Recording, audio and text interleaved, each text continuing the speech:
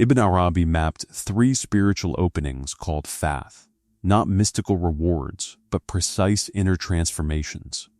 Most seekers mistake emotional highs for openings and miss the deeper doors entirely. Stay, and you will learn how to recognize which opening shapes your life now and why many never reach the third.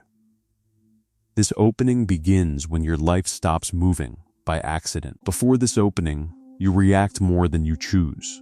You follow habits, moods, fears, and desires. You may pray. You may read sacred books. You may speak about spiritual growth.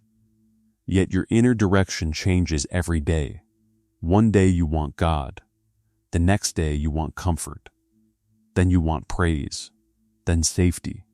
Then success. Your heart pulls in 10 directions at once. Ibn Arabi points to a moment when this scattered movement starts to gather. This is Fath al-Qasd, the opening of intention. The word qasd means purposeful direction, not wish, not fantasy. Direction, something inside you becomes simple. You stop asking, what do I want right now? You begin asking, what am I moving toward? That question changes everything. This opening is not magic. It is not a vision. It is not a secret power. It is the moment your heart develops a center. Many people think spiritual life begins with knowledge. Ibn Arabi suggests something deeper. Spiritual life begins when your intention becomes stronger than your impulses. That feels different from the inside. You still struggle. Desires still exist. Distractions still appear, yet a new force enters your life. You notice yourself returning again and again to one direction, like a compass finding north. You may fail today, you may drift tomorrow, still you return. The return itself becomes the sign. A person living in this opening often feels both relief and discomfort. Relief because life gains meaning. Discomfort because excuses stop working. You can no longer pretend you do not know what matters. You know.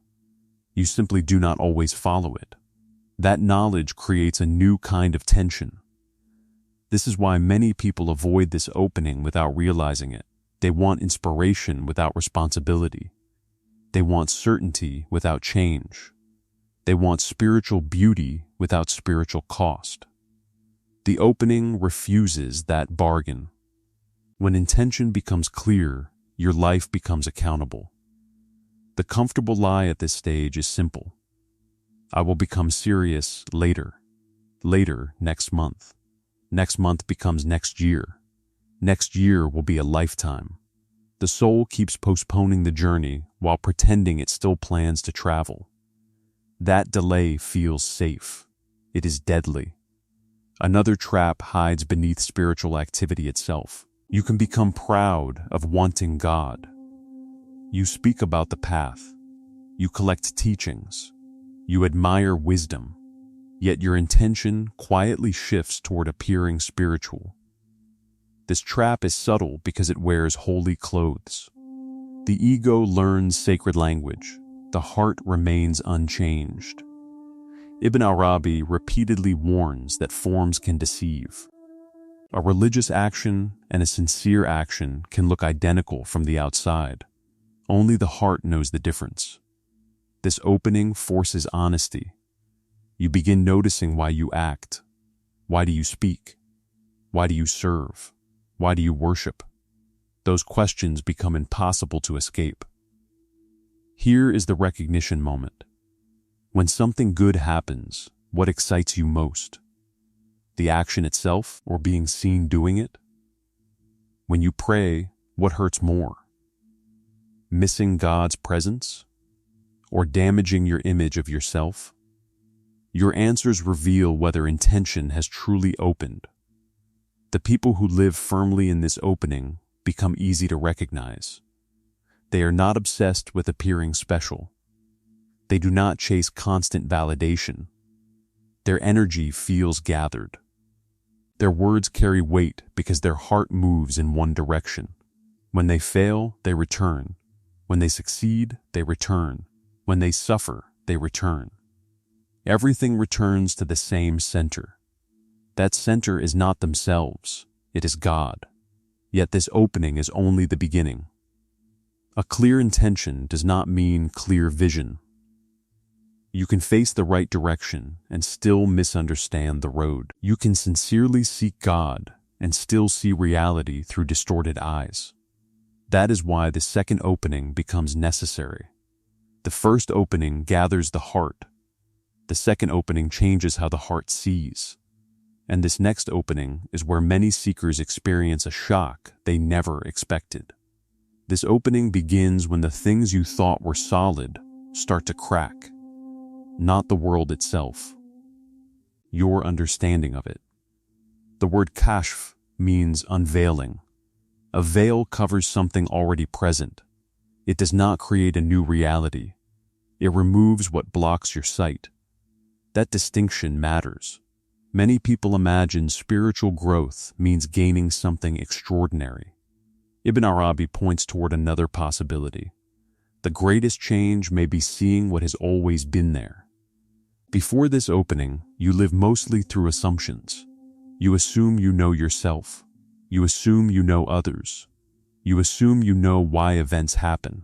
You assume you know what success means. You assume you know what failure means. Then the veil begins to lift. At first, this feels unsettling. Things that once seemed obvious become uncertain. The stories you tell yourself start falling apart. You discover that many of your strongest beliefs were built on fear, habit, or pride. The opening hurts because illusions rarely leave quietly. A person inside this opening often experiences moments of sharp clarity. You suddenly recognize a hidden motive. You see envy beneath your ambition. You see pride beneath your humility. You see fear beneath your caution. You see love hidden beneath your anger. For years, these forces shaped your life. Now you can finally see them. That vision changes everything. Imagine carrying a map that has been wrong your entire life. The moment you realize it is wrong feels terrible. Yet it is also the first moment you can actually reach your destination. That is the feeling of kashf. The shock is not that reality changed. The shock is that reality stayed the same while you misunderstood it. This unveiling does not only concern your inner world, it changes how you see other people. Before this opening, you judge quickly. You reduce people to categories. Friend, enemy, good, bad, successful, failed. The unveiled heart sees more.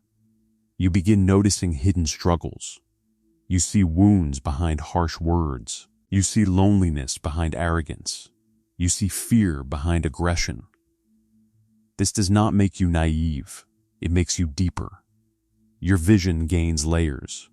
You stop reacting only to surfaces. You start seeing causes beneath appearances. That shift creates compassion, not because compassion sounds noble, because reality itself becomes harder to simplify. Many people say they want this opening. Few understand its cost. The trap here is certainty, not ordinary certainty, spiritual certainty. You experience a few moments of insight. You recognize hidden truths. You feel wiser than before. Then a dangerous thought appears. I see what others cannot. The ego loves this opening. It quickly tries to steal it. Yesterday, it wanted praise for wealth. Today, it wants praise for wisdom. The costume changes. The hunger remains. Some seekers become trapped for years at this point. They become collectors of insights, collectors of symbols, collectors of unusual experiences. Every unveiling becomes another trophy. Every realization becomes another reason to feel superior. The opening closes while they think it remains open. This is one of the most difficult traps on the path because spiritual pride often feels like spiritual growth. Ibn Arabi warns that every unveiling must produce greater humility. Why? because genuine sight reveals your ignorance faster than your knowledge. The more clearly you see reality, the more vast reality becomes. The horizon keeps expanding. The wise person becomes more humble. The trapped person becomes more impressed with himself. That difference reveals everything. Here is a recognition moment. When you learn something profound, what happens next? Do you become more curious or more convinced? Do you feel gratitude or superiority? Do you feel wonder or ownership? Your answer reveals whether unveiling is deepening or hardening. The person established in this opening carries a quiet quality. They listen more carefully. They react less quickly. They speak with greater precision, not because they know everything, because they know how much remains hidden. That humility becomes beautiful. You feel safe around such people. They do not force conclusions. They do not rush judgments. They see more than appearances. Yet even this opening has limits. A person may have sincere intentions. A person may possess genuine insight. Still, a final separation remains. The seeker still feels like a seeker. The lover still feels separate from the beloved. The observer still feels outside what he observes. A wall remains, thin, almost invisible, but real. And Ibn Arabi says there is a third opening, not an opening of intention, not an opening of vision, an opening of presence itself, a station so easily misunderstood that many mistake its shadow for the reality. This opening begins when the distance between you and life stops feeling real, not because you lose awareness, because awareness stops feeling divided. The word would means existence or presence. In Ibn Arabi's language, it is not just that things exist. It is that existence itself is the only thing ever happening, appearing in countless forms. Before this opening, you still feel like a watcher of your life. Even when you are sincere, even when you are aware, there is a silent line inside you. I am here, and life is there. This opening dissolves that line. Slowly, then suddenly, you are not outside what you see. You are not separate from what you experience. You are within it, and it is within you, in a way language cannot fully hold. This is where many seekers become confused, because the mind wants to keep control. It wants distance so it can analyze. But this opening removes the distance that analysis depends on, so thinking changes. It becomes quieter, simpler, less about explanation, more about direct seeing. You no longer interpret life as much as you meet it. Every moment feels immediate, not dramatic, not mystical, just fully present. A sound is just a sound. A breath is just a breath. A feeling is just a feeling. But none of them feel separate from you anymore. They feel like different forms of one shared reality passing through awareness. This is the edge where Ibn Arabi's language becomes delicate. Because many people misunderstand this opening as imagination or emotional intensity. It is neither. It is clarity without distance. Inside this opening, the feeling of I am doing this begins to soften. Actions still happen. You still speak. You still choose. But the tight ownership around actions weakens. It feels less like control and more like participation. Not loss of responsibility, loss of illusion. You still act, but you stop pretending you are the sole author of everything. That shift changes suffering, because most suffering comes from resistance shaped by separation. I should not be here. This should not be happening. I need to control this. When separation weakens, resistance weakens. Life becomes easier to meet, even when it is difficult. The trap in this opening is subtle and dangerous. It is a confusion between presence and escape. Some people feel a sense of unity and assume it means nothing matters anymore. They mistake softness for surrender to irresponsibility. They detach from effort. They abandon discipline. They confuse spiritual openness with emotional drifting. Ibn Arabi would not accept that interpretation. True wood does not remove action, it purifies action. You still work, you still pray, you still choose. But now your actions are less driven by ego tension and more aligned with direct awareness. Another trap appears here. The ego tries to appropriate even this state. It says, I have reached unity. But unity cannot be possessed. The moment you claim it, you step outside it. So the very thought of attainment becomes a barrier. This is why many who speak most loudly about oneness often live most deeply in separation. Here is the recognition moment. When you experience silence or presence, what follows? Do you try to hold it? Do you label it? Do you compare it to others? Or do you simply remain present without ownership? Your response reveals whether you are touching this opening or turning it into identity.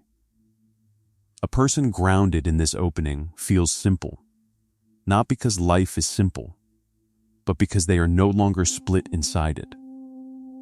They do not need to constantly define themselves. They do not chase spiritual identity. They move with life rather than against it. They become harder to disturb, not because nothing affects them, because nothing needs to be resisted as intensely. Yet even this is not the final refinement, because presence without grounding can still drift into illusion. And Ibn Arabi's full map is not about floating beyond reality. It is about seeing reality so clearly that illusion loses its authority completely. To understand how these three openings actually shape a real human life, you need to see the kind of person who has been transformed through all of them together. You need to see what intention, unveiling, and presence look like when they merge into one living being. A person shaped by all three openings does not look loud from the outside, but their inner life is completely different. Their intention is no longer scattered. It is gathered and steady. Their seeing is no longer blind. It is clear but humble. Their presence is no longer divided. It is simple and grounded. This is not a dramatic personality. It is a quiet alignment. You notice it in how they respond to life. Nothing feels wasted inside them. Even pain becomes material for awareness, not confusion. Even success does not inflate them. Even failure does not break them. They are not chasing states anymore. They are responding to reality.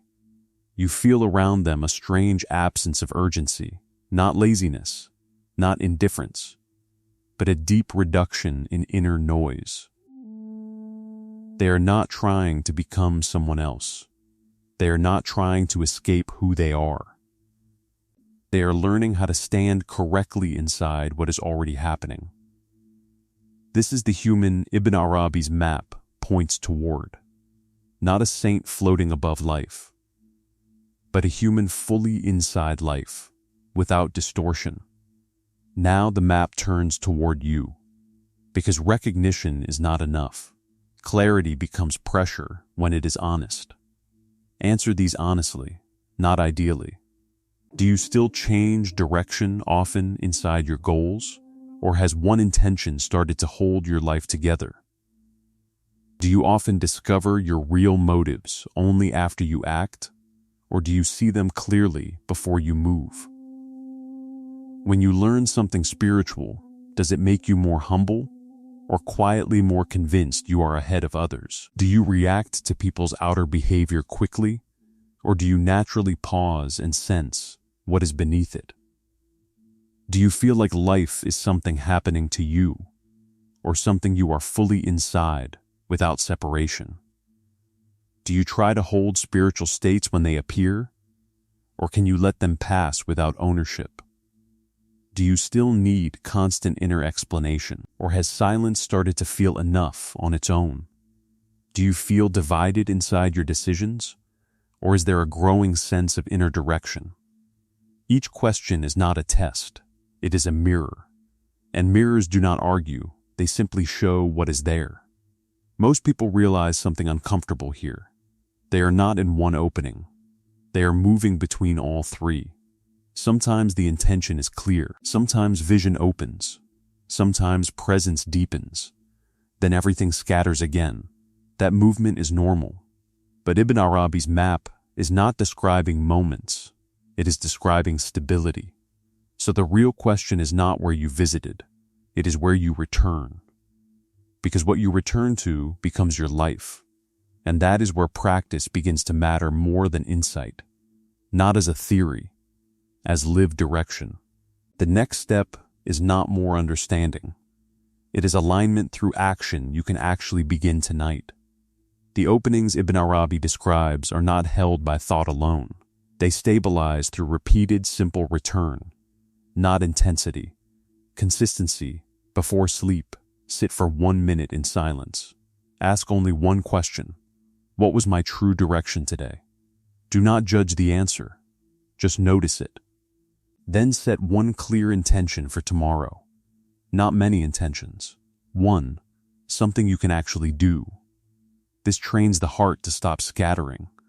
Over time, your inner movement begins to gather on its own. Once a day, pause right after any strong reaction. Anger, pride, desire, fear, ask quietly. What was underneath this? Do not force answers. Let one honest word appear. Fear, need, pride, hurt. This slowly trains unveiling, not by imagination, by honesty. You begin seeing yourself before life forces you to see. 3 times a day, stop for 10 seconds. Do nothing. No analysis, no inner speech. Just notice you are here. Breathing, existing, not divided into past and future, only at this moment. This weakens the illusion of separation, not through belief, through repetition. These practices look small, but they work on the exact layers Ibn Arabi described. Intention gathers through repetition. Vision clears through honesty. Presence deepens through interruption of mental noise. You are not building a new self. You are removing distortion. The deeper truth behind this entire map is simple. You are not trying to reach something far away. You are learning to stop missing what is already here. Most spiritual confusion comes from overcomplicating what is direct. Intention is already forming in you. Clarity is already trying to appear. Presence is already happening. The work is not to create them. The work is to stop abandoning them. Ibn Arabi's teaching is not an escape from life. It is a correction inside life, a return from fragmentation to wholeness, a movement from scattered attention to gathered awareness. And when that gathering stabilizes, something in you no longer needs constant searching, not because questions disappear, but because you are no longer outside the answer. You begin to live from it. Don't think about it. So the real question is no longer what these openings mean. The question is simpler. How often do you leave yourself in ordinary moments without noticing? Because every time you return, even briefly, you are already inside the map. If you had to be honest right now, which of the 3 openings do you feel you are living from most often, and what are you still afraid would change if that shifted?